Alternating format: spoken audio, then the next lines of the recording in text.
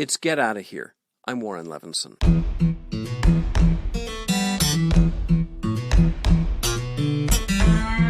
San Miguel de Allende is a charming Spanish colonial town about 170 miles northwest of Mexico City.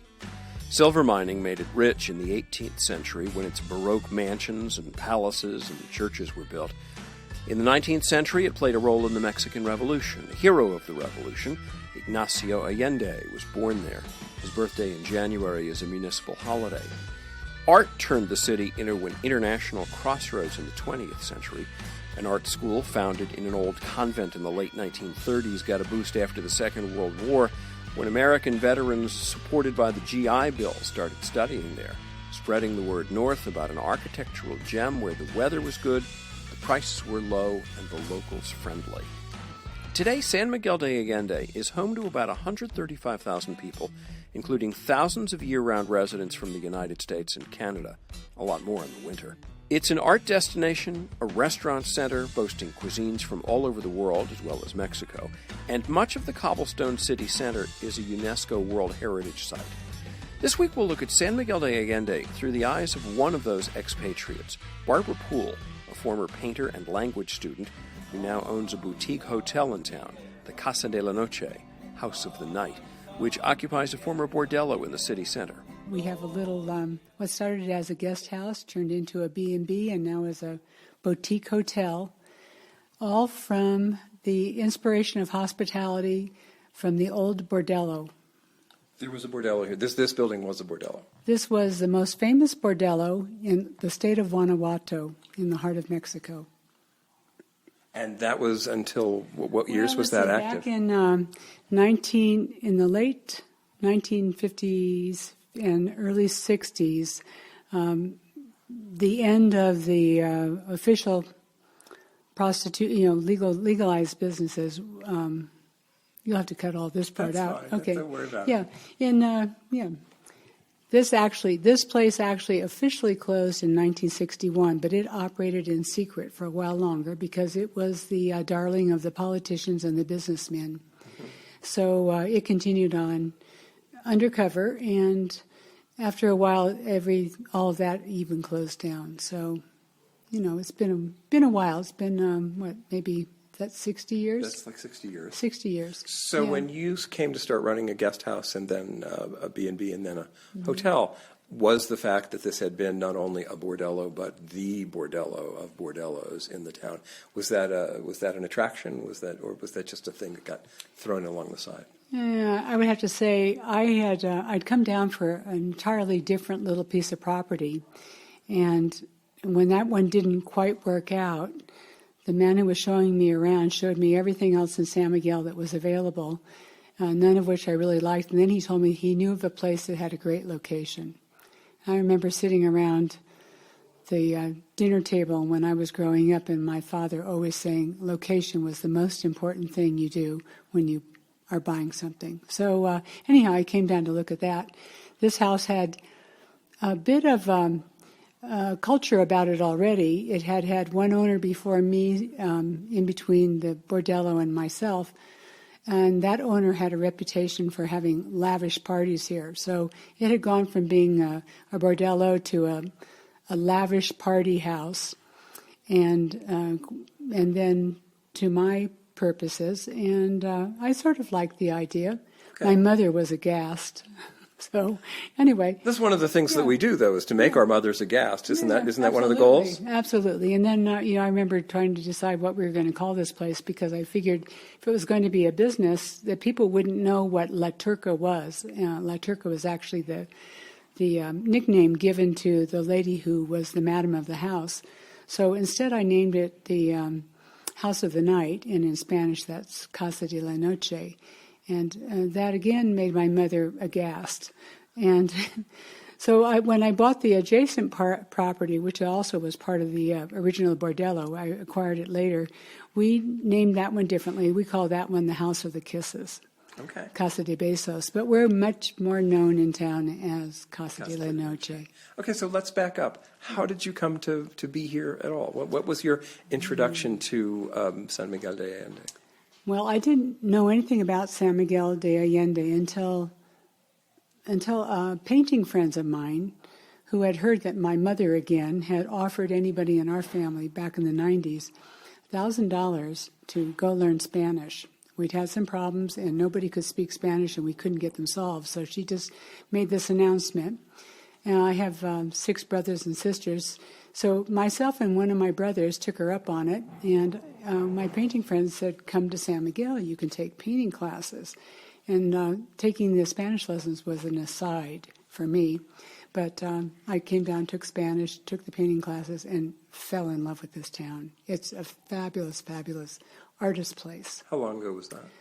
That was in the 90s. Uh-huh. Yeah, And you came down because Mom said $1,000 if you learn Spanish. And yeah, I could have done it in California, but I much prefer traveling and doing a little painting. So I was down here exploring. So you came down, you painted, you had friends here, you fell in love with the place, and then you went back and...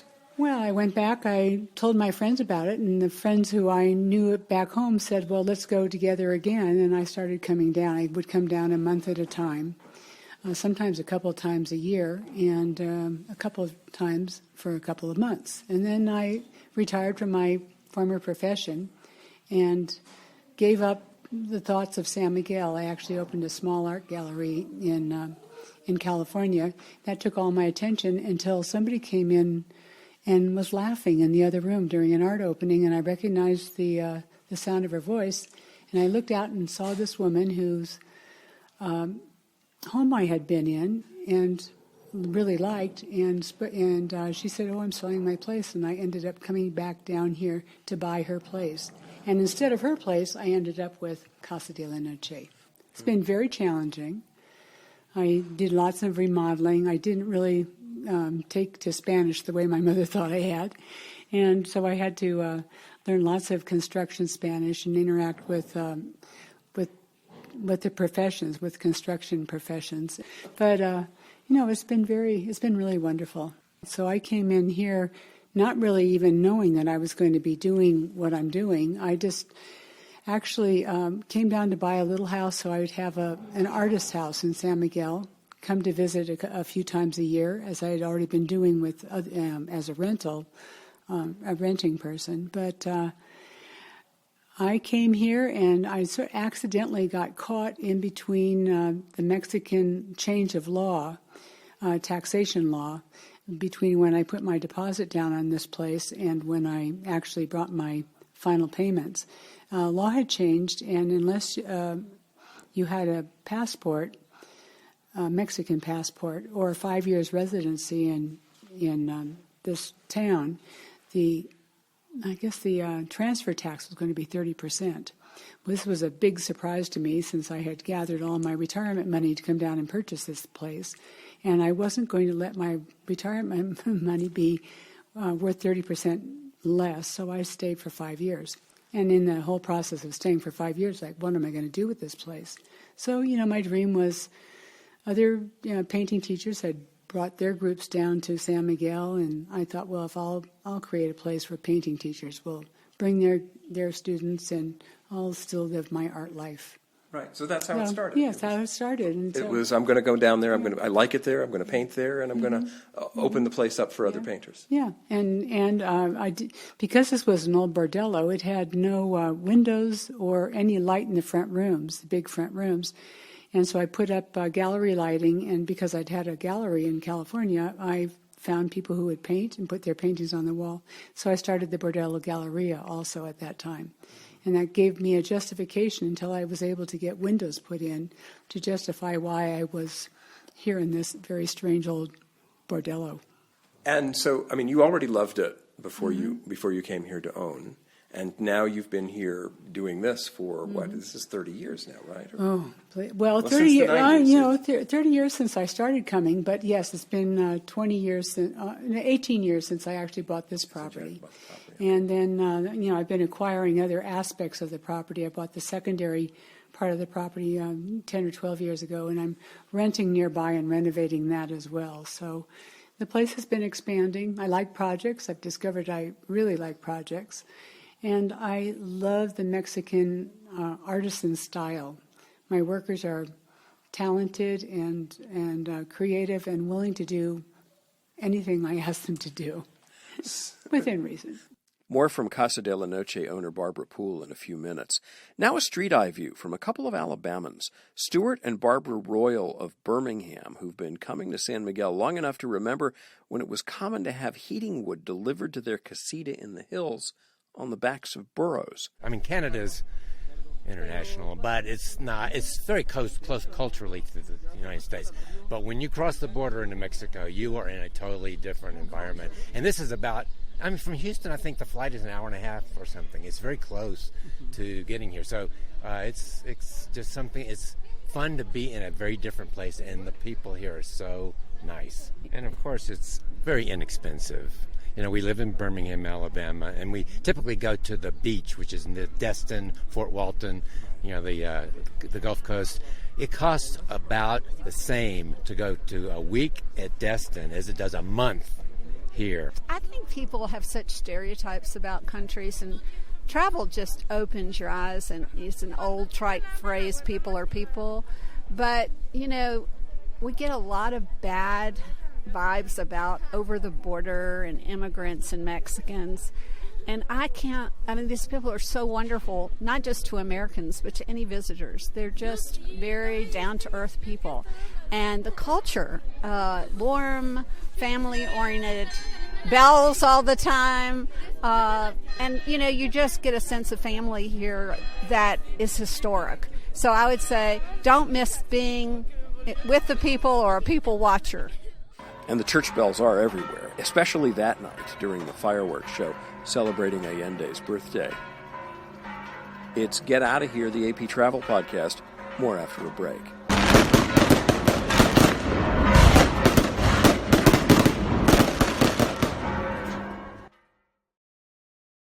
It's Get Out of Here, the AP Travel Podcast. I'm Warren Levinson.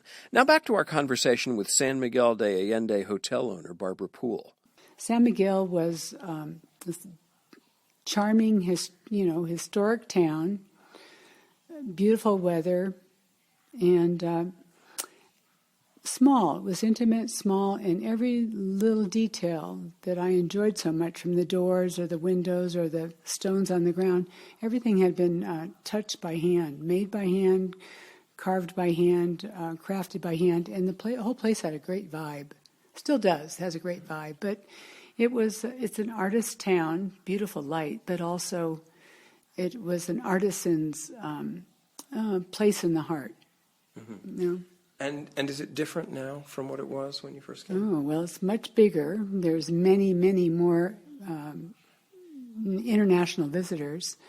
Ever since we were named the best small city in the world for a couple of years in a row, I think everybody's got us on their bucket list. So we have a big influx of tourism, and we also have we've become the darling of all of Mexico too. So the Mexican tourists also come and visit our town much more than they did before.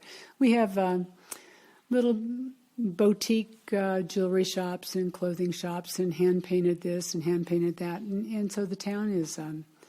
It's a very interesting shopper's town. It has lots of arts and music, and the chefs are now, because we've been named such a culinary center, chefs are now competing to come and find a spot in a restaurant here. So really everything's become much more upscale. And I still know the holes in the wall, so it's nice to have the balance. I still appreciate the balance, but I have to say we've become much more grown up. It's a much more international city than it used to be, or town than it used to be. Well, it was, back when I first was here, it was a very local town. On weekends, Saturday nights particularly, the cowboys would clean up from the campo and come galloping in on their horses and tie up in front of the bars. This was just like 25 years ago. You look now, and we didn't have traffic. Now we have traffic. Hardly, you see the cowboys. Hardly ever see the burros anymore. We used to have dog packs, and now we have dogs on leashes, and the dogs have cute little haircuts and things like that. So, things have changed. The town still is delightful, though, because we were always the center of the focus for the indigenous who were in the areas, and they would come in and celebrate their traditional dances and things like that, and offerings to the gods and all in the town square. So we still have them coming in, and the whole city retains its feeling of fiesta. You have a sense in the United States when you're dealing with people who were here before the Europeans got here of almost of something that has been wiped away. That the sense that you get from the schools is there was hardly anybody here and now they're all gone. But in Mexico, in the few places that I've been, it feels like that feels much more present. I was in the library today and looking at that big mural in that one assembly room of all of the... That's David Leonardo's work, and he's fabulous. He now has a gallery presence in New York City. He's been discovered. But I have to say how intimate and easy San Miguel is. We had an opening here at Casa de la Noche a couple of weeks ago, and I wasn't here. My helper said there was a big group of people gathered, and she didn't know quite what they were. Well, it turned out David Leonardo had dropped in unannounced here and was playing his violin, and he had a little set of groupies around him. So here we have this, he's really a major art presence, and he just bops in. It's still very intimate here. But to answer your question, which I'm not quite sure what it was, the indigenous. I think it's cultural. The Mexicans love and respect their history. And the Mexicans are really just the mix of all the indigenous groups that are around, each with their own outlooks, their own religious inclinations, their own style, and they teach it to their children to remember the past. And we in the U.S. have more of this attitude of let's go grab the future and all that. Mexico is about enjoy now and remember your roots. And so we have much more of that sense of longevity of history, of culture, and all in this country. And I love it. It's really it's really nice. It's a really charming place. It does. It adds to the charm. People are intimate with the moment here. It's they like each other. The babies are held longer and longer. Of course, you can't easily take a stroller or a baby carriage on these cobblestones. So babies are carried. Babies in slings. Yeah, babies in slings. I had lunch today, sitting at a lunch counter next to a baby in a sling. Adorable baby. Yeah. So there are a lot of Americans in San Miguel now. Too many? Well, I like the part of town that we're in because we have a mixture. Other parts of town, it's pretty predictable who you'll see. So I like it. I like a mixed culture. So I like where we are. Yeah. Are you still painting? Every once in a while, when a painting group comes through, I pick up a brush or pick up a chalk, and I feel inspired. But right now, I'm doing much more architecture. I like to change design or create something that feels like it's more aesthetically pleasing, and I get lots of opportunity down here. Has that given you an appreciation for the old architecture that is part of the charm of this place, the stuff that the Spanish brought in the 16th and 17th and into the 18th century? Well, it's interesting because before I ever knew about San Miguel, my husband and I used to do about 25 or 30 estate and garage sales in California because my husband was an antiques dealer.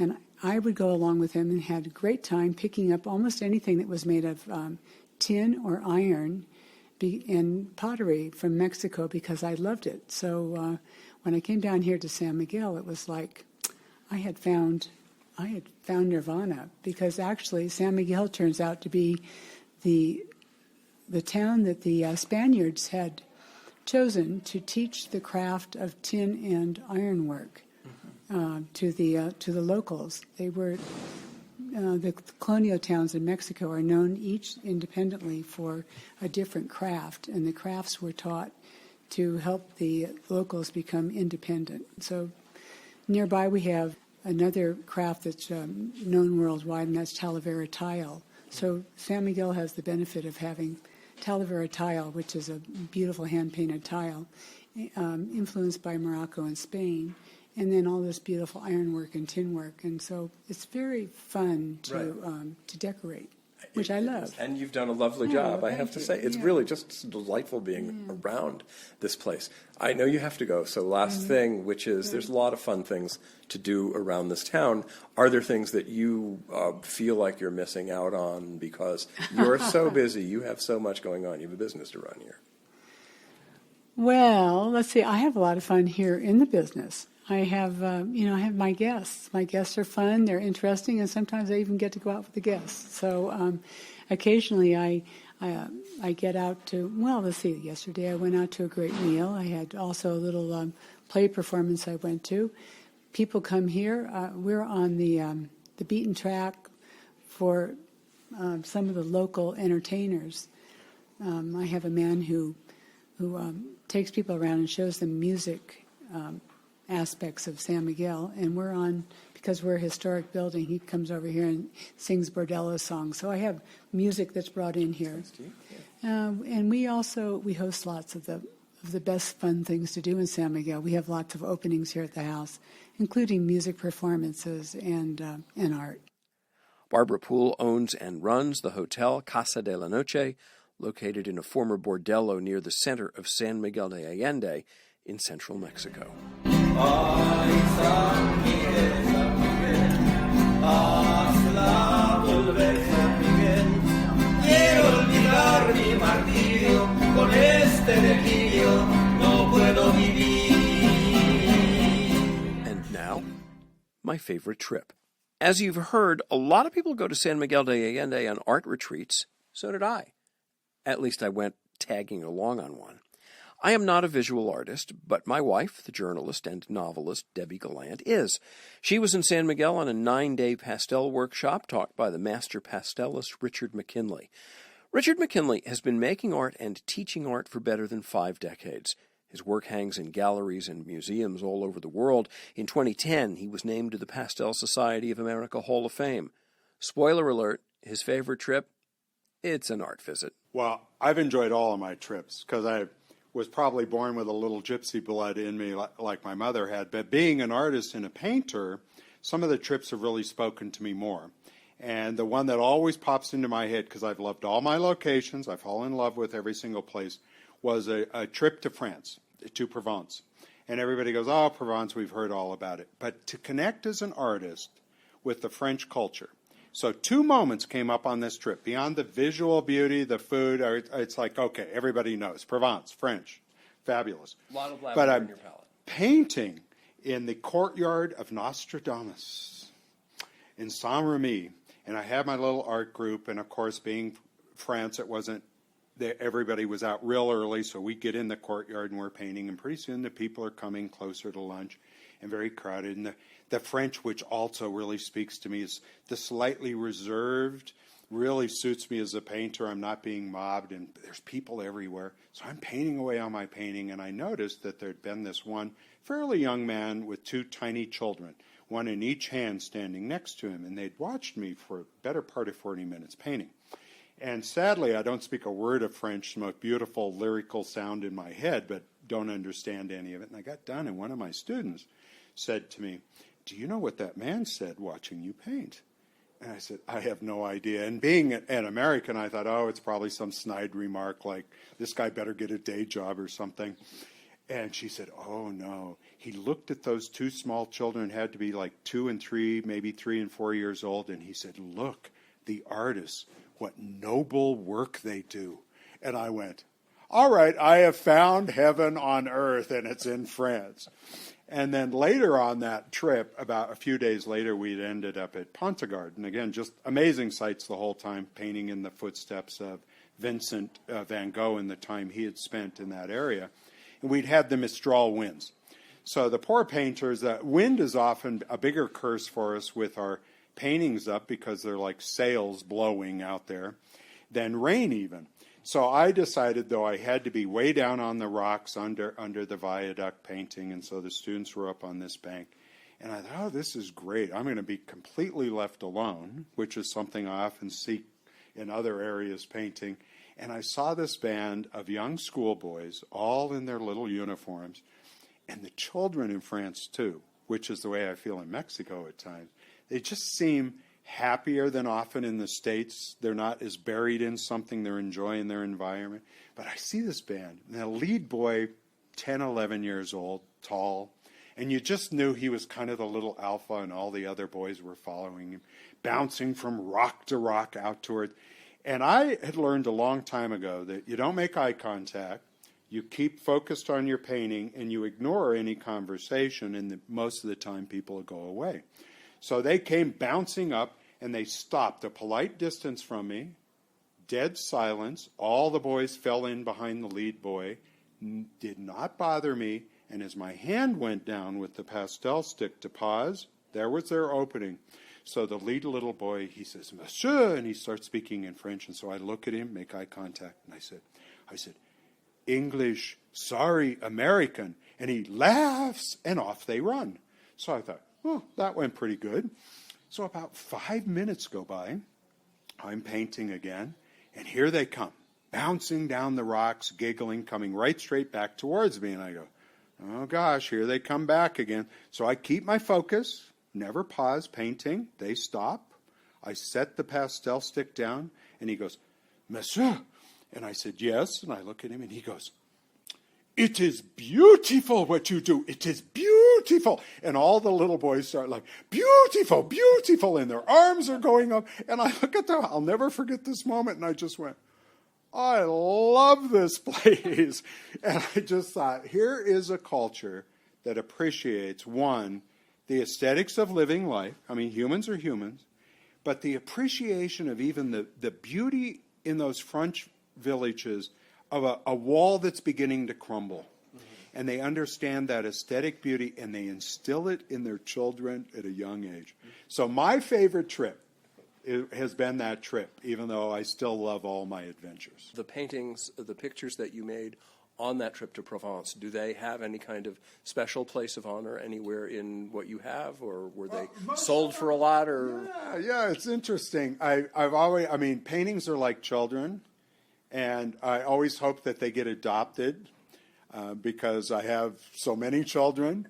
So all of the paintings from that trip ended up finding homes. Some with the participants that were there with me. I did not hold on to any, but I always keep really good photographic records. And it's a bit like, the term emulsion, which made sense to us as old photographers film, recording it. It's recorded in my mind, those memories. And when I even chat like this, the catalyst of somebody reminding me of the story, I remember the paintings. And if I glance back through an archive and I see that painting, I remember that day. And my other senses come back. The wind blowing, the temperature, the smells in the air, and all those things. So the visual stimuli, and then sometimes the verbal stimuli, like in talking to you. But it really is the memories that linger on. Hall of Fame pastelist Richard McKinley, just back from San Miguel de Allende in Guanajuato State in Mexico, has workshops coming up in June in France and August on Madeline Island in Lake Superior. And that's the show. Get Out of Here is a production of the Associated Press in partnership with Westwood One, produced under the supervision of Nikessa Moody and Peter Costanzo. I'm Warren Levinson. We'll see you next time.